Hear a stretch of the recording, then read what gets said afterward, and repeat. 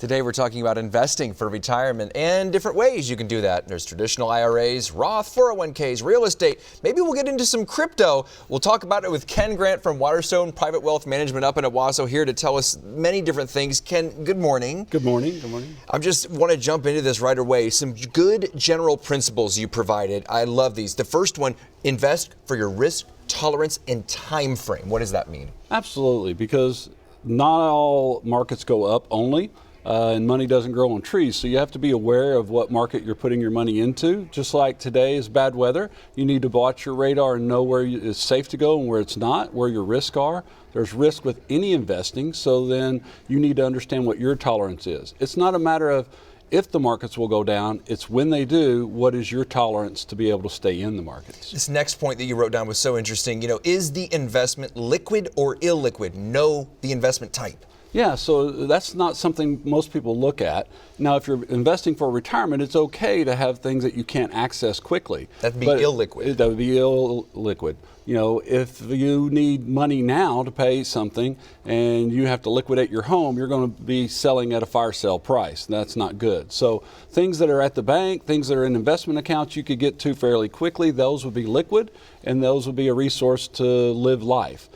Things that you don't need until much later would be in a retirement account. So by tax laws, you're not going to want that to be liquid because you'll pay tax penalties. So it's good to know when you need your money as far as the time frame and then how you can access it. And let's talk about the taxes, because you said another just general principle that you tell people, know what the tax consequences are of whatever you're putting your money into. Absolutely, because we all kind of think of, hey, I put in this amount, it grew to this, I'm rich, or I have this much money, and you always have to pay your tax bill. Mm-hmm. And so if you're going into retirement accounts, you get a tax deduction this year when you put money in, but Uncle Sam will charge you ordinary income tax later in retirement.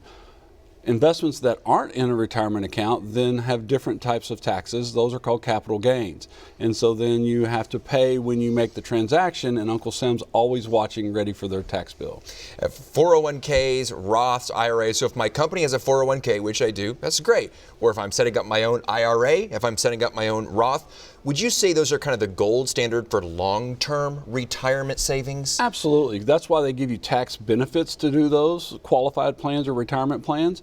And if you had a list of bills, which one would you want to pay first? Someone else or yourself? So always pay yourself first, put into your retirement accounts.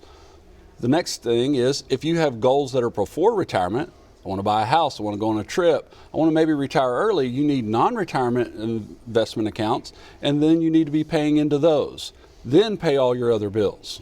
So when people tell you, I want to get into real estate, like, okay, 401k is fine, but I want to make more money, second income, maybe save for retirement, and get into real estate. What do you tell people the first thing that you say? Well, it's great to have a roof over your head, especially on a cold day like today, right? You can't eat your house, so then the only way real estate is going to be a good investment for you is if either you're willing to sell and move, or it's a second property that then will create income. And then you have to make sure that you're always planning for income. Now, most of the time people would think, oh, well, there's 12 months out of the year. Well, you don't keep it occupied 12 months out of the year, so plan for something less, and that's an income stream that will meet your needs.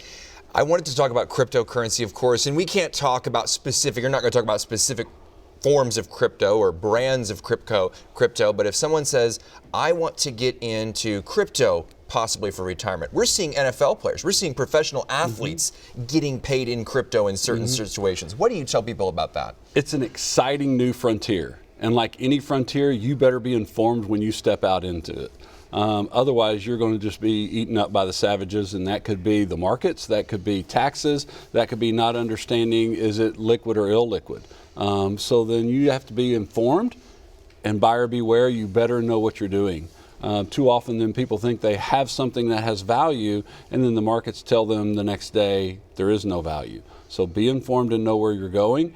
It's exciting. It's built off of blockchain technology. So if you really want to get into it, remember when we first had smartphones, what did we do? You bought the components, not the actual phone. Great point. The same thing would be in this new frontier. Buy the blockchain technologies, and you will be there no matter which coin, because there's 2,000 something coins. Which one's going to be here 10 years from now? Your bet's as good as mine, but if you're in blockchain, you'll have the infrastructure of that system. Well, Ken Grant, a lot to digest, but as always, thank you so much for your time. We really appreciate it. It's our pleasure. Thank you.